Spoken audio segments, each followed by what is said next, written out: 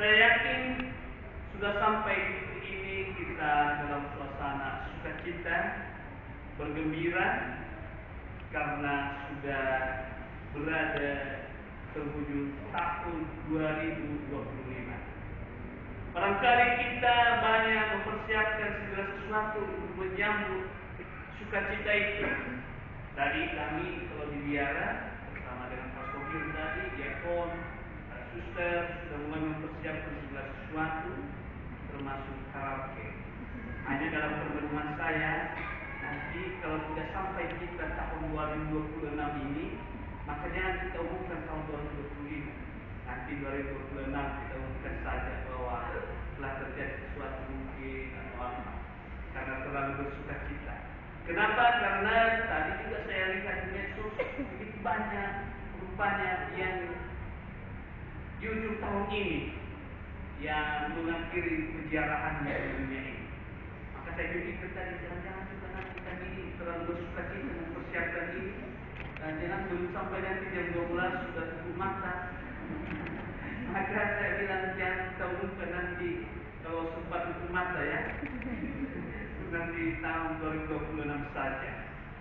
Itulah sukacita kita. Saya juga kita punya sukacita masing-masing, punya cara untuk mempersiapkan sebagai ungkapan syukur kita karena telah berada berdiri di ambang waktu tahun 2025.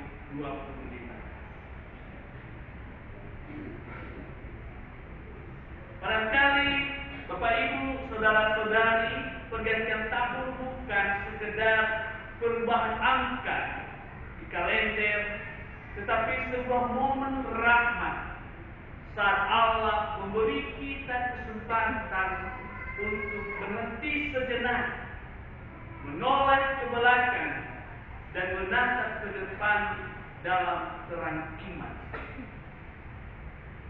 Ketika kita menoleh ke belakang, barangkali kita sadar bahwa tahun-tahun yang telah kita lalui tidak selalu mudah. Barangkali ada banyak kegagalan yang membuat kita bertanya, di mana Tuhan? Kenapa Tuhan tidak berpihak kepada saya? Kenapa Tuhan tidak mencintai saya? Dan lain sebagainya. Barangkali ada banyak kebimbangan dan kecemasan yang menguras tenaga batin. Ada kekecewaan dalam keluarga. Mungkin seorang bapak kecewa dengan istri, atau istri kecewa dengan suami dan anak-anak, atau anak-anak kecewa dengan orang tua karena berbagai sebab. Juga di tempat kerja barangkali kita banyak mengalami kekecewaan melihat orang-orang yang ada di sekitar kita.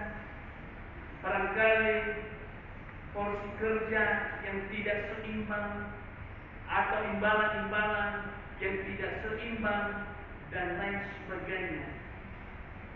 Barangkali kita lebih merasa layak berada di tempat itu, tetapi oleh karena kemanusiaan manusiawi yang lain, kita tersingkir dan akhirnya kita kecewa. Demikian juga dalam persaudaraan, dalam komunitas, organisasi, bahkan hidup dalam gereja, di KBG kita, di lingkungan kita, paroki kita. Ada saat-saat keputusasaan, ketika doa terasa kering, tidak terjawab.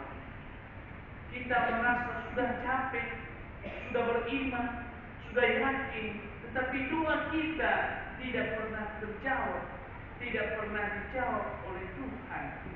Dan di sana kita mulai memberontak, kecewa, menyesal, dan putus asa. Apalagi ketika air mata jatuh diam-diam di malam hari. karena kekecewaan itu. Ya, mungkin seorang ibu ya, dengan tanpa sadar meneteskan air mata di malam hari, atau anak-anak dan lain sebagainya. Tapi jujurlah kita, harus kita akui juga, di balik semua itu ada juga sukacita, tawa di meja makan keluarga, keberhasilan kecil yang patut kita syukuri, persahabatan yang menguatkan, dan pengalaman bahwa kita masih berdiri di sini malam ini. Barangkali itu yang jauh lebih kita syukuri, karena sudah sampai di titik ini. Itu bukan karena kekuatan kita semata, melainkan karena rahmat Tuhan yang begitu setia hadir bersama-sama kita dalam berbagai persoalan, kecemasan, kekecewaan yang kita alami. Dalam bacaan pertama tadi, Yohanes mengingatkan kita bahwa dunia ini penuh dengan kebingungan dan penyesatan. Tadi di sana dikatakan akan ada antikristus yang menyesatkan.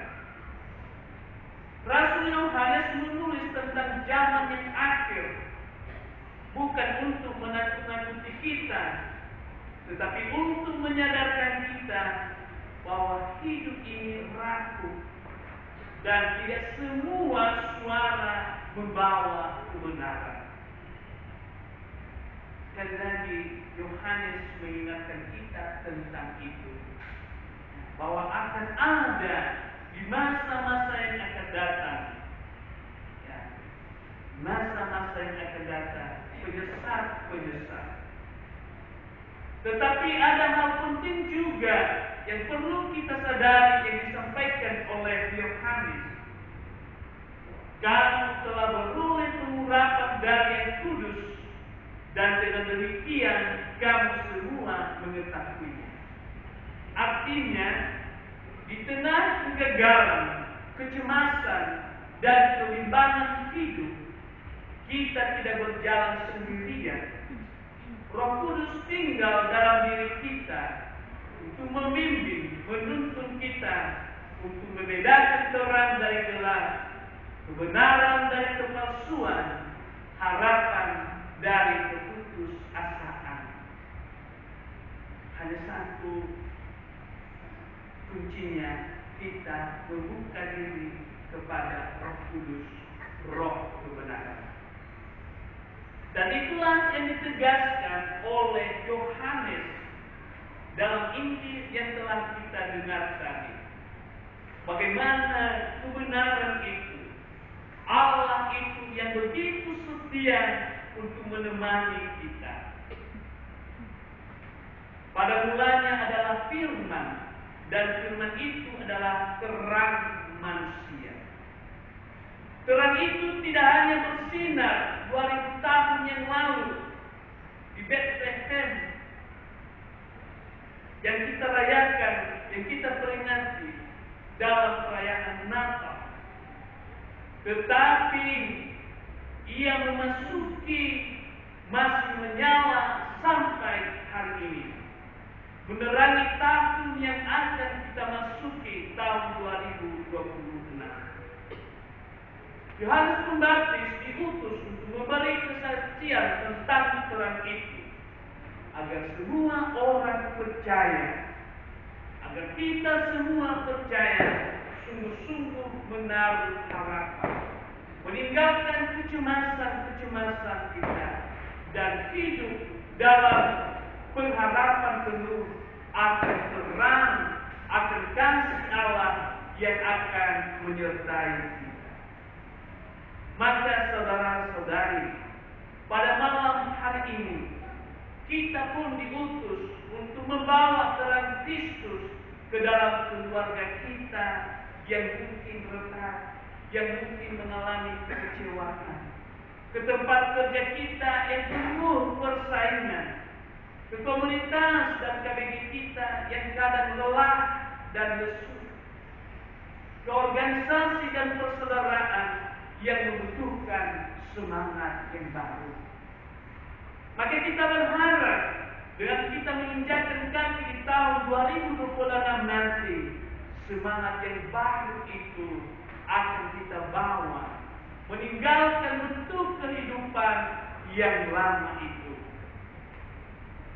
Menyongsong tahun baru bukan berarti kita tahu pasti apa yang akan terjadi besok.